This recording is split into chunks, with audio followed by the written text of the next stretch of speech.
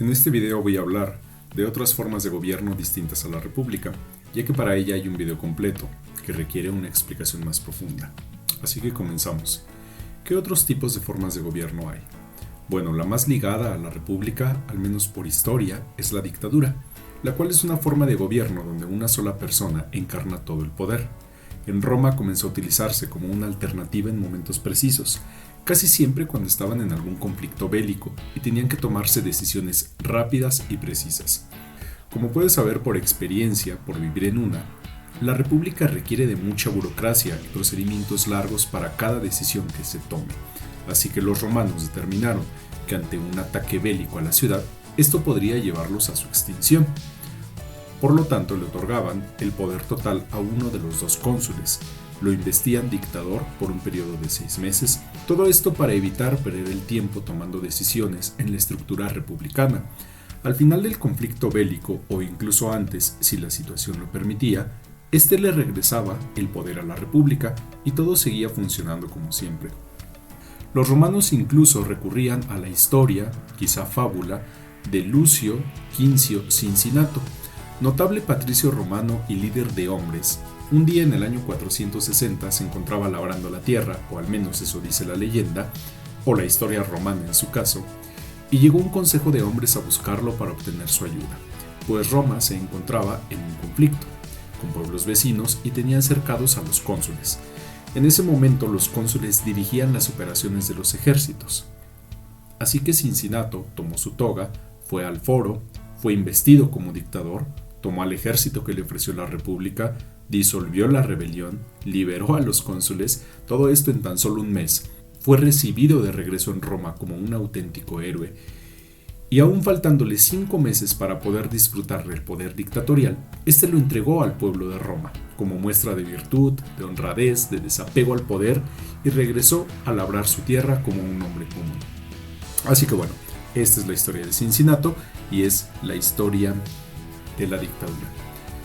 Lamentablemente, por vivir en la era de las repúblicas modernas y burguesas, la palabra dictadura se ha asociado a una carga negativa, como sinónimo de malo, de perverso, en pocas palabras de dictadura latinoamericana, donde la historia nos dice que hombres sin escrúpulos establecieron regímenes de terror y abuso de poder contra sus pueblos.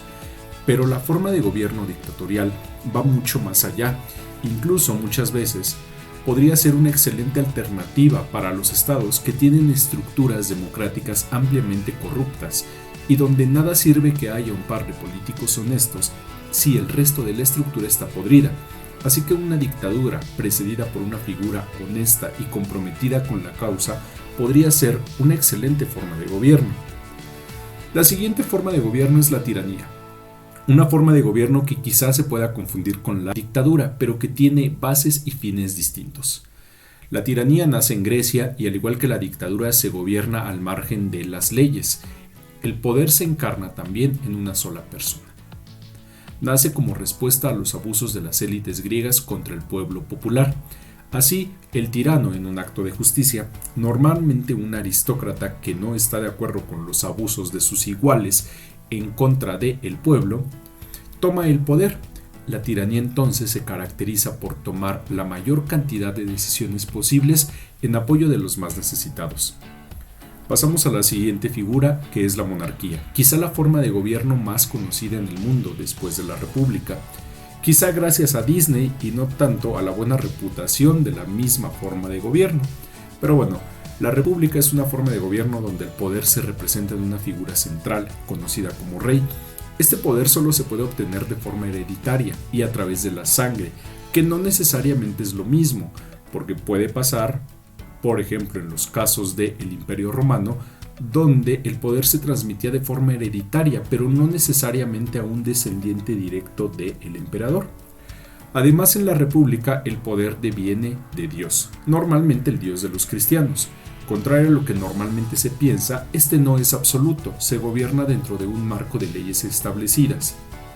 Entonces, ¿por qué asociamos a la monarquía con poder absoluto? A la monarquía con un rey todopoderoso que hace lo que se le antoja. Bueno, a este tipo de gobierno se le llama absolutismo. Es una subespecie de la república que se desarrolló en Europa durante el siglo XV al siglo XVIII, con matizaciones dentro del mismo sistema, como por ejemplo el despotismo ilustrado. Este se dio en particular solo en el siglo XVIII y a grandes rasgos establece que el rey ha sido elegido por Dios para cuidar pues a los demás corderos, al pueblo en pocas palabras, ya que éste no tiene la capacidad intelectual de gobernarse a sí mismo.